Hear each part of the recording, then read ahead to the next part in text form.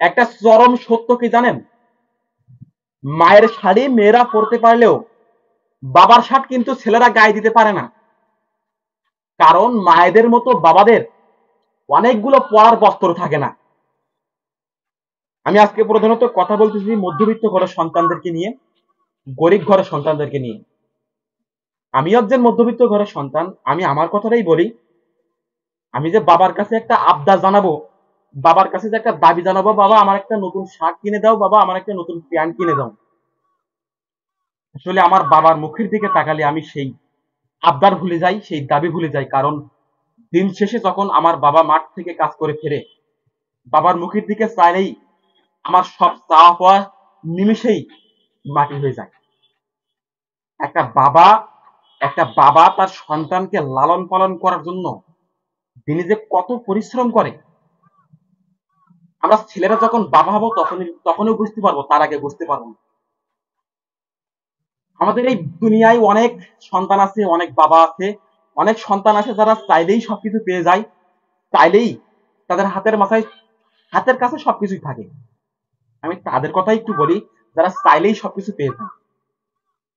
আসলে যারা চাইলেই বাবার কাছে সবকিছু পেয়ে যায়, তারাই আজ আমাদের সামনে এসে বলে, আমাদের গরিব সন্তানদের সামনে এসে বলে, আমাদের মধ্যবিত্ত সন্তানদের সামনে এসে বলে যে তোর জামাটা ছেঁড়া কেন, বা তোর প্যান্টটা ময়লা কেন। আমরা তখন বলতে পারি না যে আমার বাবার সক্ষম নেই, যে আমার বাবার কেনার ক্ষমতা নেই, বা আমার বাবার এইটা বানিয়ে দেওয়ার ক্ষমতা নেই। আমরা এটা বলতে লজ্জা বোধ করি। আশা করি আমার কথাগুলো আপনারা খেয়াল করে শুনবেন। আমার যেটা নেই সেটা না বলতে আমি কখনোই লজ্জাবোধ করবো না। আমার বাবার একটা ক্ষমতা নেই আমার একটা জিনিস কিনে দেওয়ার, আমি সেটা বুক ফুলিয়ে সবার সামনে বলবো যে আমার বাবার একটা ক্ষমতা নেই, আমি এটা কিনতে পারবো না। কিন্তু আপনি লজ্জা পেয়ে আপনি যে বলবেন যে আমি এটা কিনতে পারবো, মানুষের সামনে যে অপমানিত হবেন, সেটা কিন্তু আপনারই দোষ। তো প্রথমেই বলি, আমি একজন মধ্যবিত্ত ঘরের সন্তান। আমি বাবার কাছে কিন্তু কিছু চাইতে গেলেই প্রথমে বিবেকটায় বাধা দেয় যে আমার বাবার তো কিনার সক্ষম নেই, আমার বাবার তো কিনার ক্ষমতা নেই, তো আমি কিভাবে চাবো সেই জিনিসটা, আমার এখানে বাধা দেয় না। তো আমার মতো যারা মধ্যবিত্ত ঘরের সন্তান আছেন ভাই, আমার মতো যারা গরিব ঘরের সন্তান আছেন, তাদের উদ্দেশ্যে ভাই আমি একটাই কথা বলবো, বাবার যতটুকু সক্ষম আছে, বাবার যতটুকুই ক্ষমতা আছে, আপনি তার বাইরে কিছু আবদার করবেন না। আপনি যদি বাবার কাছে আবদার করেন, বাবা সেটা কষ্ট হলেও আপনার দাবি পূরণ করবে। কারণ ছেলেদের চাওয়া বাবারা হাজার কষ্ট হলেও পূরণ করতে চায়। আপনি যদি বাবার কাছে আবদার করেন, বাবা সেটা হাজারো কষ্টের মধ্যে পূরণ করতে চেষ্টা করবে, এবং বাবা সেটা পূরণ করতে সক্ষম হবে। কিন্তু বাবা আপনার স্বপ্ন পূরণ করতে গিয়ে যে ঋণ, মনে করেন আপনি একটা জামা কিনবেন, বাবার কাছে আবদার করেছেন, বাবা অন্যের কাছ থেকে ধার নিয়ে আপনার সেই শখটা পূরণ করলো, কিন্তু বাবা যে ঋণে জড়িয়ে গেল, বাবা যে কষ্ট করলো, এই কষ্ট কি কখনো শোধ করতে পারবেন?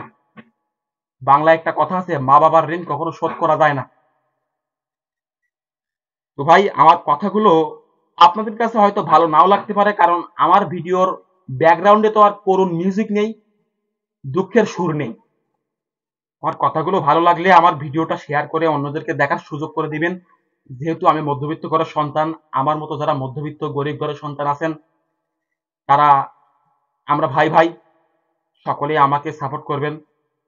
আমি আমার অনলি এন্টারটেইনমেন্ট ফেসবুক পেজটি হাজারো ব্যর্থতার মাঝে চালিয়ে নিয়ে যাচ্ছি। আমার পরিবারটা কিন্তু চাপ আসে ভাই। আমি একজন ক্লাস 10 এর স্টুডেন্ট, আমি ক্লাস 10 লেখাপড়া করি। 2025 সালে আমার এসএসসি দেব। আমি এসএসসি তে উত্তীর্ণ হতে পারবো কিনা জানি না, কিন্তু আমারও স্বপ্ন আছে যে আমি একদিন বাবা মায়ের মুখ উজ্জ্বল করব। প্রত্যেকটা সন্তানের স্বপ্ন থাকা উচিত যে বাবা মায়ের মুখ উজ্জ্বল করব। আমারও সেই স্বপ্নটা আছে ভাই। আমার বাবা মা আমার জন্য প্রচুর কষ্ট করেছে, আমার বাবা মা আমার জন্য প্রচুর ত্যাগ করেছে। আমি সেই ঋণ তো কখনো শোধ করতে পারবো না, কিন্তু আমি আমার বাবা মায়ের জন্য কিছু করতে চাই।